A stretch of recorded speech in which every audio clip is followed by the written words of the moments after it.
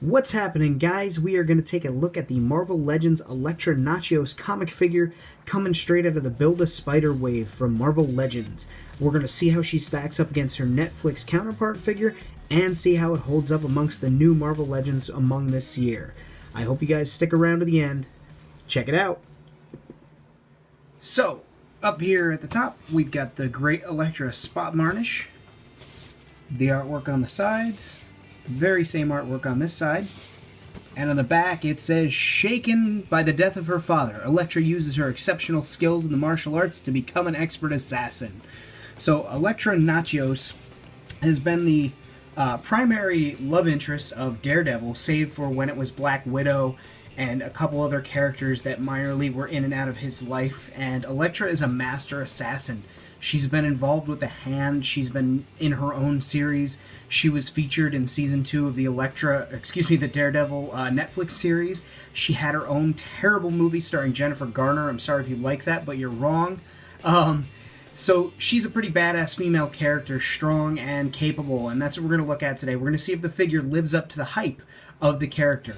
Let's get her open. So, right out of the package, this is a pretty sharp figure. I like what they did with adding the bands as paint apps on her arms, her legs, and her forearms, because, you know, in the comics, the outfit is skin tight. It has evolved a little bit. It has changed a bunch. The size are new size. Let's see if I can get it to focus right in on those. Those are new size that we haven't seen before. Thought maybe they were the same ones that came with the Netflix version, but they are not, so that's cool. She's got spectacular paint apps on her face, which is unusual. Let me see if I can't cut down some of the glare. Which is unusual for the female Marvel Legends figures, because they've kind of screwed the pooch on these, I guess I gotta say. Some of them have come out cross-eyed, some of them with smeared up lipstick, some of them just looking odd, the hair is wrong. So this is a pretty dope figure. I would have liked if they included a secondary head sculpt with without the bandana, her do-rag that she's got going on here, but it's true to the character, and that is cool. She's got long, beautiful flowing hair down the back, the twin straps coming off the bandana, they're a little bit posable. The hair isn't very malleable, but I mean, you could, I suppose, work it up over her shoulder. There's a peg hole in the back for a flight stand for a figure. A flight stand or a figure stand, I should say.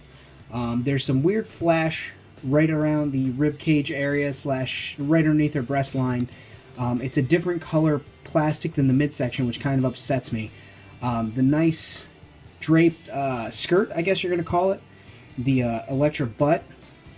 You got the markings. I don't know. Hasbro, could you tell us why you can't put that on the foot or perhaps on the inside of one of these flaps? I'll never get that.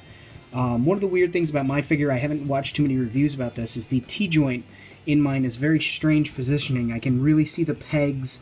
I can see where it connects to the figure, and I'm just hoping that that doesn't cause me any issues down the line. She stands pretty well. Your basic female articulation, because Hasbro has not finalized capitalizing on the fact that they can put double jointed elbows on the female figures. So instead we get this weirdness going on over here, which is kind of obnoxious. Now let's take a look and compare her to her Netflix figure. So here is the Marvel Legends series Netflix Elektra, and she is on a different buck, obviously. That was a sculpted buck specifically for her, although I think the jeans are a reissue from a Mary Jane Watson figure. She came with 2 different sizes than this one has, and a katana. No, she didn't come with the katana. That's right. The katana I think I borrowed from Deadpool, so thanks, Deadpool. But yeah, 2 very different looking figures. I like that they went stylized with the bandana on this figure versus with the classic comic book look there.